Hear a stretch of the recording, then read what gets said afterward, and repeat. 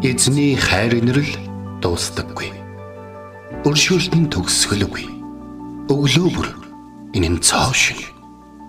Таны итгэлт байдал юутай аваагаавэ. Хермоны шүүдэр өглөөний хөтөлбөр эхэлж байна.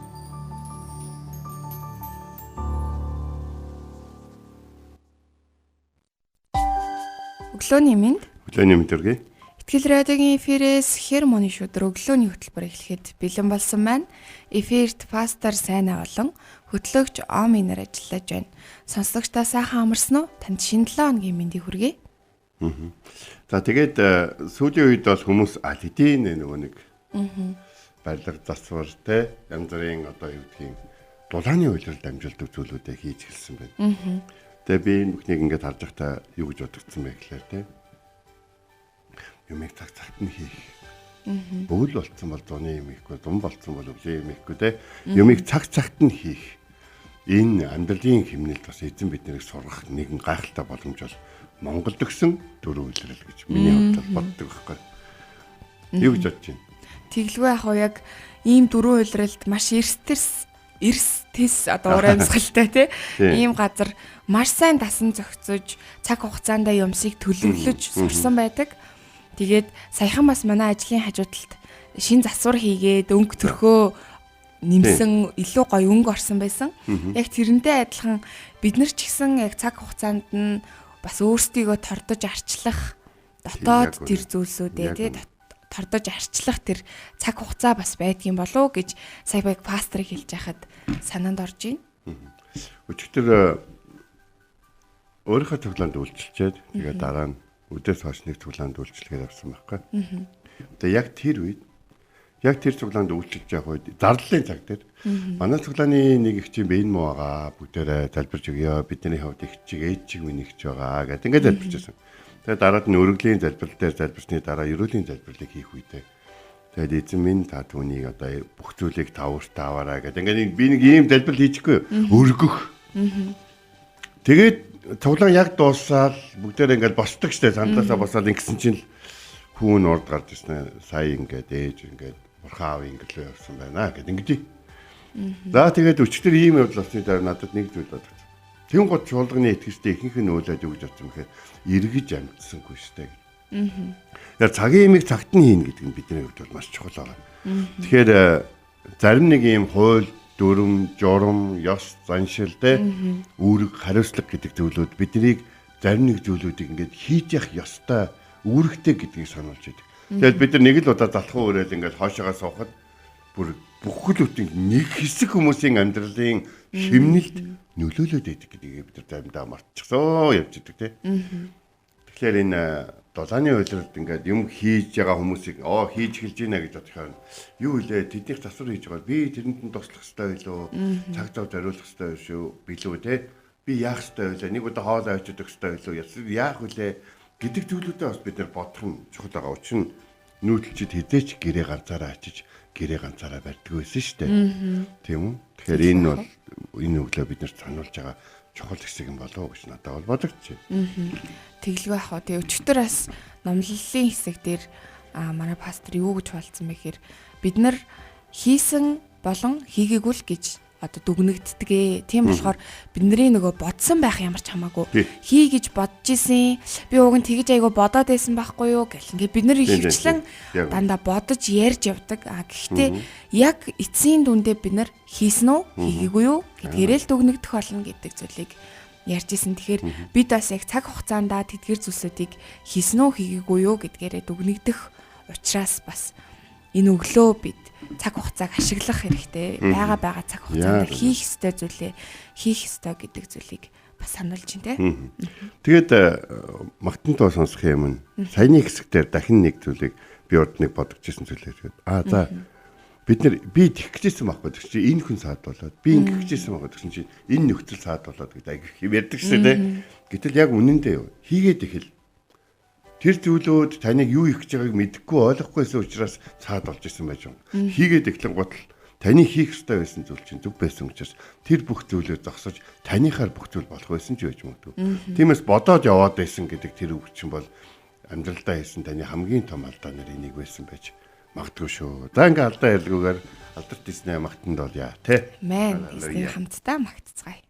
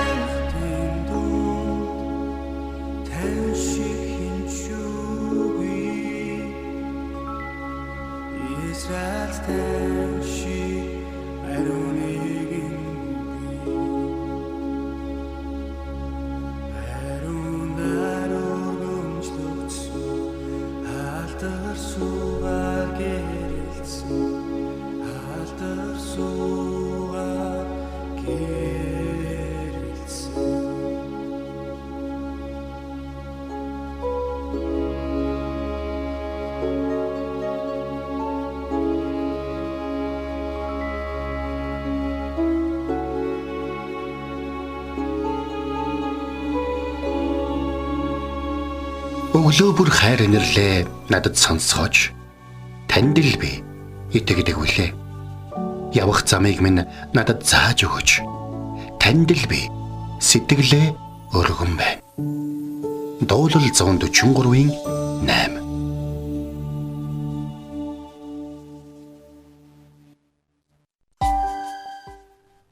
За өнөөдөр бид нар хамтдаа Марк 7 дугаар бүлгийн 9 дугаар ишлэл. За өнөөдрийн ишлийг чухал гэж бодож байна.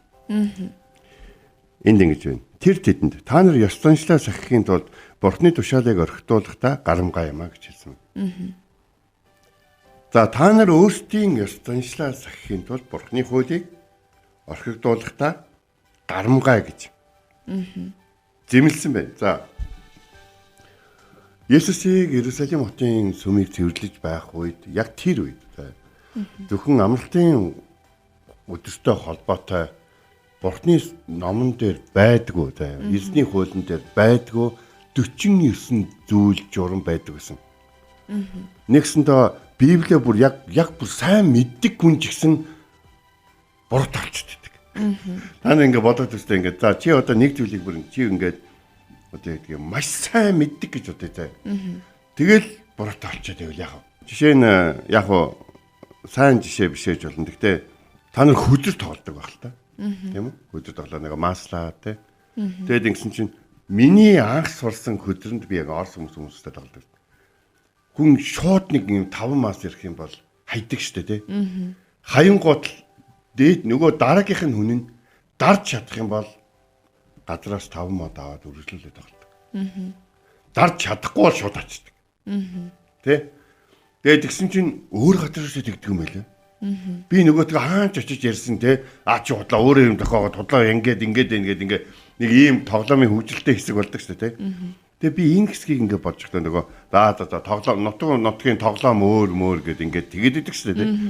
Яг тэрэн шиг маш одоо олон хаанчлал засаглал тий соёл шашны нөлөөнүүд израильчуудад байсан. Жишээ нь израильчууд юунууд Амелекүүд дайрч ирж байл тэднийг эзлээл. За ухарлаа Египтчүүд дайрч орж ирэл. За ухарлаа. Тэгээд дараад нь одоо юунууд тий Вавилончууд ирээд ухарлаа, Ассирчууд ирээд ухарлаа, Идомчууд дайрлаа. Ухарлаа тий Аммончууд одоо ингээл Ябинчууд тий Филистинчүүд гэл ингээл тэн бүх дайралд энэ бүх зүйлүүдийн дунд яажсан гэхээр соёлын нөлөө авч байгаа. Нэгсэндээ жижиг сажиг авчмаар юм байвал аваад ах юм шүү гэд. Тэр заншлуудаа хамгийн гол нь тэд нэр авчираад эзний хүндэтгэн мөргөх, эзний ард түмэн байх юмдаа хольж таад байсан. Бид Бурхны ард түмэн болохоос өмнө янз бүрийн ёс заншилтай байсан. Харин Бурхны ард түмэн болсны дараа бидний бодох ёстой нэг зүйл бол юу вэ гэхээр өнөөдөр ингээд манай монголчууд бол ялангуяа нүүдэлчин соёлтой ард түмэн болохоор бид нар нүүдлэн амьдарч бас дээр нь дэлхий дээр одоо юу гэдгийг маш олон улс үндэстэнтэй тулалдаж байлдаж тэгээд тэднээс олон зүйлүүдийг сурж тэднээс олон зүйлүүдийг заалгаж тийм үү. Тэгээд бас өөртөө бас соёлоо түгээж тэгээд соёлоо авч хэлбэржүүлж удаан жилийн туршид 100-ны туршид ингэж хэлбэржүүл авах юмаа авч ингэж юу гэдгийг өөрөмсүүлж чаддаг ард түмэн байсан учраас биднийхт ингээд энэ яг Монгол аахгүй эхнээсээ юм байсан байхгүй гэж хэлэх зүйлүүд маш бүрхэг маш хэцүү байд. Тэгээд нэг нэгэнтэй харин хүндэтгэлтэй хүлцэмжтэй ханддаг. Тийм учраас Pax Mongolia гэж яригддаг Монголын эзэнт гүрний үеийн дэлхийн одоо 4-1-ийг эзэлсэн байсан эзэнт гүрний тэр Монголын амар амгалан гэдэг чинь юм нийцэл одоо хүлцэмж байхгүй. Омиг ойлгоё түмээр.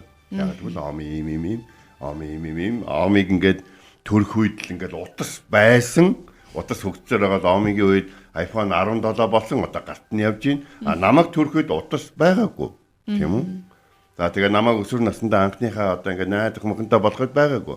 Би тэгээд айлын үүдний өрөөнд зогсож байгаад утсаар нэрдэг байсан. Харин одоо бол эдэргээд ингээд бүх зүйлүүдийг бие биендээ ойлгох юм хүлцэмжин чухал байдаг гэсэн. Харин нэг зүйл. Марк 7-гийн 9-дээр Бурхан өгсөн хуулиудыг израильчууд яаж одоо юу гэдэг юм өөрсдөө ашигтайгаар одоо балиар би бол балиар гэдэг үгийг шууд хэвлэж байна. Ер нь хүний ингээд нэг юм хүнийг ашигладаг занг нэг юм зөөлөж хийлий гэж боддгоо. Хогийн балиар Бурхны зургаалыг ашигладаг гэсэн. Жишээ нь хараа энд тэгж байгаа байхгүй. Ой танаа дагалдагч чи яагаад одоо ингээд гараа авахгүй мэдээд байгаа юм бэ. Тэ? Танах чи одоо яагаад ингэж байгаа юм бэ? Тэр дандаа Есүсээ тийм амралтын өдөр болон хуйлуудтай холбоотой зүйлүүдийг асууж ингэж тэгдэг байсан. Тэр зүйлүүдийг хийж чадаагүйгээс болж ямар олон хүн эзний ивэл өрөөл янз бүрийн эзний тогтоосон цаг, эзний тэдэнд бэлдсэн цаг мөчүүдийг алдж идэх тэднэрт ерөөсөө хамаагүй. Тэднэрт хамаагүй нь өөрсдийнхөө зөв гэсэн зүйлүүдийг өөрсдийнхөө байгаа газар сахиулах нь Бурхны амар амгалан бусадтай хуваалцгаарч илүү чухал зүйл байсан гэсэн үг болж. За ингээд Есүс юу гэж хэлсэн бэ гэхээр хоёр нүртэй та нарын тухай Исая ишигдүүлэх зөв ишигдүүлсэн. Энэ алт түмэн намайг уруулаараа л үнэлдэг зүрхэн надаас хол байдаг. Тэд хүний тушаалыг сургаал мэт дагаж харин надад дэмий мөрөгдөг гэж хэлсэн. Тэд бурханд мөрөгхөө зогсоогоогүй боловч хүний сургаалыг, хүний тушаалыг сургаал мэт дагдаг гэж хэлсэн байна. За тэгээд энд Есүс маш их игдүүцсэн учраас нэг жишээг шууд татсан. Та нар ёс заншлаа сахихын тулд Бурхны тушаалыг орхигдуулахдаа гарамгай энэ те маш сайн ашиглагын те та нар бүр ийм өөдгөө. За би энэ өөдгөө байдлыг хэлж ингээд 7-гийн 10-аас ингээд энд нэг эцэг ихээ хүндэл энэ бүр Бурхны амлалттай Бурхны те Бурхан өөрийнхөө ард түмэнд өгөхдөө те ийм баяртайгаар өгсөн хүнд өгсөн хамгийн одоо 10 тушаалын эхнийх нь аахгүй.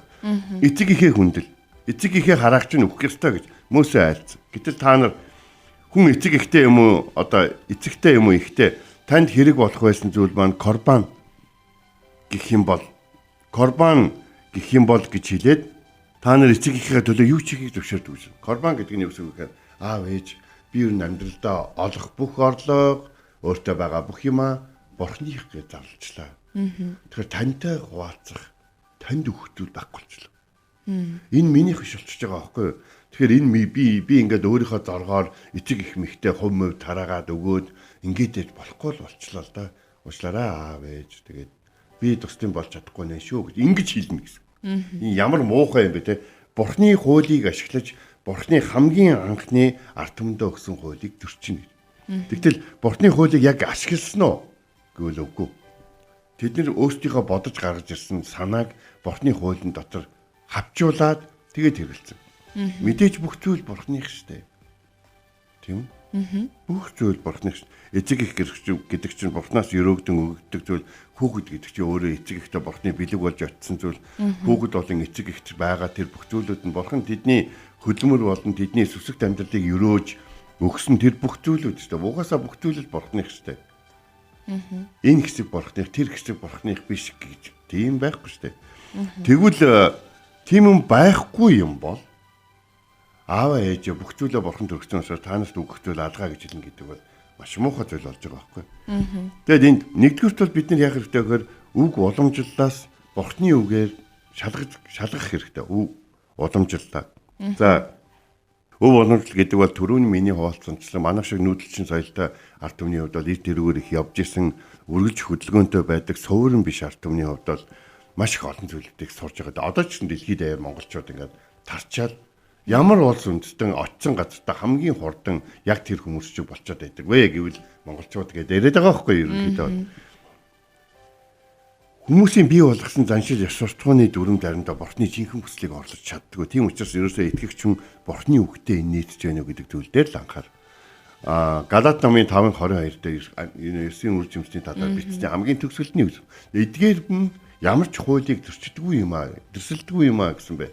Тэгэхээр Галаат 5:22 дээр байгаа тэр ариун сүнсний 9 үр жимсний өнөөдөр дэлхийд дээрх ямар ч улс төрний хуулийг зөрчидэггүй. Хоёрдугаарт нь гаднах шашинлаг байдлаар бид нарт хангалтгүй. Бид нар ямар нэгэн юмуудыг дагдаг байгаад харин хүнд хатуурхдаг байх юм бол тэр дагдаг байхын хэрэг одоо яг юу байдгийг. Бас нэг зүйл бол юу вэ гэхээр итгэгч хүний итгэлийн амьдрал гэдэг бол юм амьд харилцаа байхгүй юу? Нэг маш гоё хөдөлгөөнийг эхлүүлээд хүчгсэн хүн Есүс бол биш байхгүй. Есүс гэдэг бол тасарсан байсан тэр амьд харилцааг буцаагаад холбож чадсан гайхамшигт зууч тэр харилцааг сэргээхийн тулд төлөх ёстой байсан төлбөр болох нүглийн төлөөс өгүүлсэн тэр төлөөсийг бидний өмнөөс загалмай дээр төлж тэр харилцааг сэргээж гэн тийм гайхалтай нэгэн байхгүй. Тийм болохоор Есүс хурж ирээд өнөөдөр эзний үгээр хүмүүсийг хайрлах биш харин эзний үгээр өөрийгөө нийгмээс тусгаарлаж хүмүүсээс харамлаж эсвэл өмчөрхөжтэй одоо юу гэдгийг өөрийн гэсэн одоо юм амбицаа хөгжүүлж эсвэл өөрийгөө бурханнаас илүү үзэх өөртөө байгаа зүйлүүдийг бурхан ивээсэн гэхээс илүү өөрөө олж авсан гэж илүү их бодох тэр хүмүүст бол Есүс маш их дургуйстай илэрхийлж байгаа байхгүй. За тэгээд хамгийн гол зүйл нэг юм. Бид өнөөдөр ямар байна гэж. Бид өнөөдөр ёс заншил гэдэг зүйлүүдийн талаар юу гэж боддог? Цагаан сар ойртод ирэх айл хүмүүс цагаан сараар яах вэ гэж асуудаг. Үгүй энгийн өдрүүдээс суралцал та. Тэ? Одоо ямар нэгэн баяр ингээл одоо хурим найр одоо гойх мөх ч юм уу одоо ингээд янз бүрийн болоод эхлэнгүүт яах вэ? Манай Есүсийн тийм байдгүй үстэй гингүүт огт судалдаггүй асуултанд нэг л их мэддэг батар болохоо байхгүй гэл ингээл хэлсэн. Байлгүй яадаг юм бэ? Бурхан өөрийнхөө ард түмнийг гэрлүүлж, өөрийнхөө ард түмнийг ажиллаж тэ бурхан өөрийнхөө ард түмнийг өөрийнхөө охтуудыг хүмүүст өгж тэ охтуудыг нь хүмүүс авахын тулд яах ёстой вэ гэдгийг бүр хуульчлан зааж өгсөн байгаа шүү дээ. Тэр бүхнийг бид зөвхөн өнөөдөр ингээд зүгээр гайхаад дэлгүүгээр зүгээр бидний ингээд нэг юм зарим нэг хиймээр байгаа нүгэлт зүйлүүдэд цаад болоод эхлэн гот нь өөрсдийнхөө дээгүүр тавьдаг. Бурхны хуулинд янз бүр юм байхгүй байна гэж ярих болох хэрэгтэй байхгүй. Гаднаасаа бид нар зөв харагдахыг хичээгээд итгэлтэй харагдахыг хичээдэг гэсэн бидний зүрх сэтгэл эзэнтэй амьд харилцаатай биш. Бурхны зүрх сэтгэлийг ойлгодгоо бидний амьдрал, бидний үйлс, ариун сүнсний үр жимсүүд харагддаггүй байх юм бол бид ёс уламжлалыг Бурхны үгээс дээгүүр тавьж гинэ л гэсэн үг болж байна. Бурхны үгээр бүх ёс уламжлалд хандаад үз. Хүнд хохиролтой, тийм үү? Хүний амьдралд одоо хүйтэн хатуу тийм зүйлүүд биш. Харин оронд нь Бурхны хайраар дүүрэн ард түмнээ ивэл өрөөлөөр дүүрэн амьдруулахыг хүсдэг тэр хуйлуудыг амьдралдаа хэрэгжүүлээд үз. Янз бүрийн асуултанд эргэлзэнгүй хандахын оронд нэг талдаагаар би бол юу гэж ятгамаар байна гэхээр энэ өглөө Бурхны үг талдаагаар тэгээ бичээсийг сайн судал мэдлэгтэй бол тэгээд ёс заншлаас дээгүүр ямар агуу зүйлсүүдийг Бурхан танд болон таны амьдралд, таны хүүхдүүдэд, таны харилцаанд санал болгож байгааг судалж мэд. Тэгээд эзний ивэл дүүрэн амьдрах хэрэгтэй.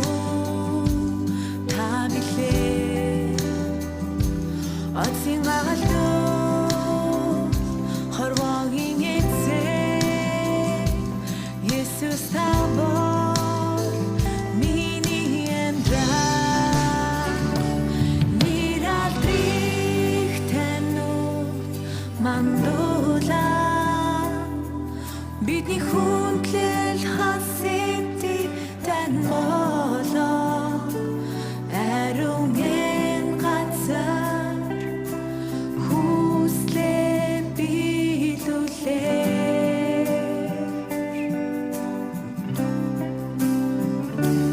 таны магтсан дуу хүчээр мөхий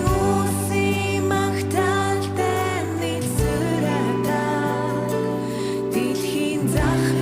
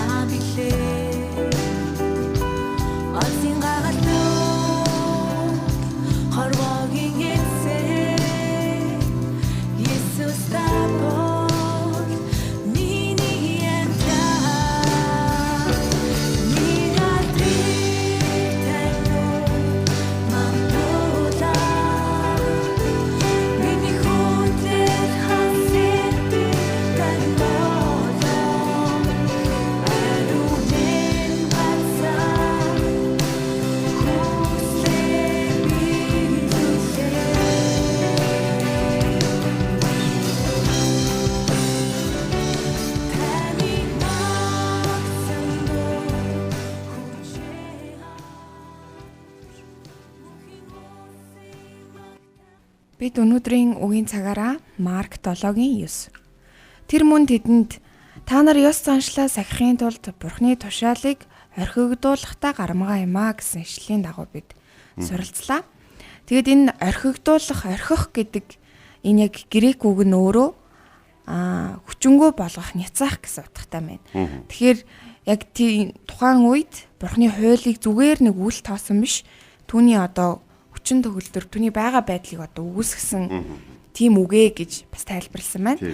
Тэгэхээр бид нөгөө нэг харагдах байдал, хин нэгэнд харагдах ч юм уу тэдгээр зүйлсдээ анхаарад эхлэхээрээ, ёс уламжлалт баригдаад эхлэхээрээ бид Бурхны тэр яг жинхэнэ мөн чанар, Бурхны тэр зүйлсүүдийг мартаж эхэлдэг. Тийм болохоор энэ өглөөний үг бас бидэнд альва ёс уламжлал биш, харин Бурхны үг л цор ганц үнэн, зөвхөн Бурхны үгэн дээр суйрлагдах ёстой маа гэдэг зүйлийг бидэнд сануулж байна. Тэгээд шашинлаг гаднах байдал биш, зөвхөн Бурхны үгийг бид дагаж түүгээрээ бид үр жимстэй амьдрах ёстой маа гэдэг зүйлийг энэ өглөө бидэнд дахин сануулж байна. Тэгээд Бурхны үг бол үнний хэмжүүр, харин уламжлал бол ердөөл бидний өөрсдийн манд бүтээсэн тэдгээр зүйлсүүд юм аа гэдгийг энэ өглөө дахин сануулахыг хүсэж байна. Нэг сонирхолтой зүйл бол юу гэхээр хамгийн анхны ёс уламжлал бол өв уламжлал бол Бурхнаас ихтэй байгаа шүү дээ. Тэгээд ард түмэн өөрийнхөөрөө ингээд яваад хөгжүүлээд заримдаа ингээд бурханлаг бос байдлуудыг нэмж хөгжүүлээд ингээд танихдахгүй болсон. Яг тэр шалтгаанаар хүмүүс заримдаа нөгөө нэг тэгж ярих гэдэг шүү дээ. Олон зам байдаг шүү дээ бурханлаг явах гэдэг. Тий. Анх ингээд яваад ах юм бол яг бурхан дээр очих боловч замдаа буцаж очихын аргагүй болтлоо танигдхаа байсан. Тийм ёс заншлууд бол энд явж байгаа гэдгийг бид бодох хэрэгтэй. Тэгээ бас нэг зүйл бол мэдээж бол бид нэр ингээд за ойрын үед нэг ингээд яг ажил явдлаа холбоотой шийд утсан дуучлаа. Гэтэ бид Христэд итгэж хүмүүс бид нэр ямар нэгэн ажил явдал дээр очихдоо хин нэгнийг буруутгах юм уу эсвэл одоо аль хэдийнэ энэ бидний дунд байсан хүнтэй холбоотойгоор янз бүрийн зүйлүүдийг ингээд айдас дотор ингээд хүлээж авах гэхээсээ илүү бүх зүйлүүдийг яг тэндэн дуусгаад жаргаагаад дурсаад сайн зүйлүүд аваад саар зүйлүүд байдаг штэ. Саар зүйлийг ч сайн гэж ярьлаа гэд үүдэлтийн гоёг бичлээгээд алгуулахгүй штэ. Одоо саар зүйлүүдээс гэсэн сургамж аваад ингээд үлдэж байгаа хүмүүсийг тайвшруулж бүрэн гашуудуулж тэ бүрэн ойлуулж дараа нь харагдаж дараа нь хамт байж. Энэ бол амьд харилцаа байхгүй. Энэ бол ямар нэгэн ёс заншилд саад болох эсвэл тийм зүйл биш аахгүй. Энэ бол хайр. Энэ бол одоо юу гэдгийг ариун сүнсний үр жимсүүд. Гэтэл бид нар янз бүрийн ёс заншлуудын дунд орохдоо ийм гайхалтай дэлхий дээр хамгийн гайхалтай зүйлийг мэддэг байжж тэр зүйлүүдээ нөгөө ёс заншлуудынхаа доогуур дэвсэж өгдөг. Би та бүхний хаан чадсан Бурхны хүүхэд байгаарай гэж өрөөгөөд гормогоод өнөөдрийн залбирлыг Орчлын ертөнцийг бүтээсэн эзэм нь бидний уруулж таныг магтаж, бидний зүрхч таныг магтахыг хүсэж байна. Та бидний муурын сүнс болоод түүний хүмүүсээс та биднийг амьдралын буруу зуршил болон буруу ёс заншлуудаас биднийг хамгаалж өгөөрэй гэж тайлбарлаж байна. Хэрвээ энэ ард түмэнд ямар нэгэн зүйл хамгаалагдаж өвлөгдөх ёстой бол түүний төлөө бид хамгийн түрүүнд хөдөлдөг байхыг хүсэж байна. Учир нь тэр бол танаас энэ ард түмэнд зориулагдсан онцгой ерөөл байх болно. Хэрвээ энэ ард түмэнд цаад болох ямар нэгэн сүсэг мухар зүйл эсвэл хүмүүсийн ард түмний бүхлээр нь нийтээр нь хорон санаагаар хууран мэхэлж байгаа зүйлсүүд хэрвээ байгаа бол бид түүний эсрэг хамгийн түрүүнд явах болно. Учир нь та энэ ард түмэнд хайртай байлаа. Тиймээс энэ ард түмэн өөрсдөөсөө илүү өөрсдөд нь өгсөн Бурхны ерөөлөөс илүү ёс заншлыг болон баригдмал байдлыг хит автахгүй байхад тусалж өгөөрэй. Бидний газар тайлах зүйлүүдийг та тэнгэр тайлж өгөөрэй. Харин энэ газарт уях зүйлүүдийг та тэнгэрт уйж өгөөрэй. Тэгээд эзэм та энэ ард түмний хүн болгоныг, хүүхэд болгоныг, ирээдүй болгоныг гараасаа битгий таарай. Есүс Христийн нэрээр залбирanгуйлаа. Амен. Энэ хүрээд манай хөтөлбөр өндөрлөж байна. Итгэл радиогийн эфирээс Хермоны шүдэр өглөөний хөтөлбөр танд хүрлээ. Хамт байсан сонсогч танд баярлалаа. Маргааш энэ цагтаа эргээд уулзцгаая. Эзэн таныг харж хандах болтугай.